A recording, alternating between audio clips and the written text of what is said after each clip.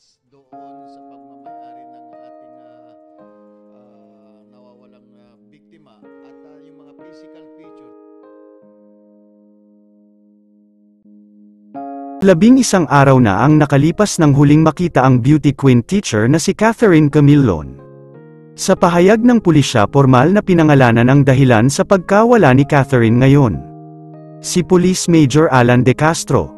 Si Police Major ay boyfriend ni Catherine. Nilihim umano ni Police Major Alan na meron siyang asawa.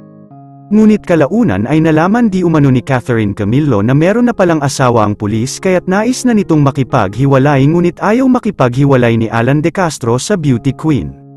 Kaya't sinabi na umano ni Catherine sa misis ni Police Major na may kabit ito.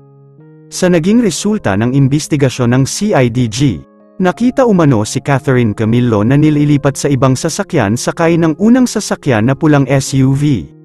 17 hibla ng buhok ang nakita sa sasakyan na pinaniniwalaan na pagmamayari ni Police Major Alan De Castro. Ayon pa sa imbestigasyon, nagsinungaling si Police Major na hindi sila magkasintahan ni Catherine at magkaibigan lang di umano sila. Nakita kasi sa mga text message ni Catherine na si Alan De Castro ang huling kausap nito bago ito napabalitang nawawala. Nakipagkita di umano si Catherine sa pulis upang sabihin na makikipaghiwalay na ito. Ngunit hindi pumayag si Police Major sa gustong mangyari ni Catherine na maghiwalay na sila. Sa ngayon hawak na ng pulisya si Major Alan De Castro at sinampahan na ito ng kaso kasama pa ang 3 pulis na sangkot sa pagkawala ng beauty queen. Sigaw ng pamilya ni Catherine hustisya ang kanilang gusto at hindi raw sila makikipag-areglo sa sangkot na pulis.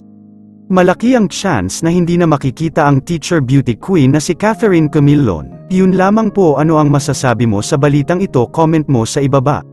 Huwag kakalimutan i-like ang video na ito. Maraming salamat po sa panunood.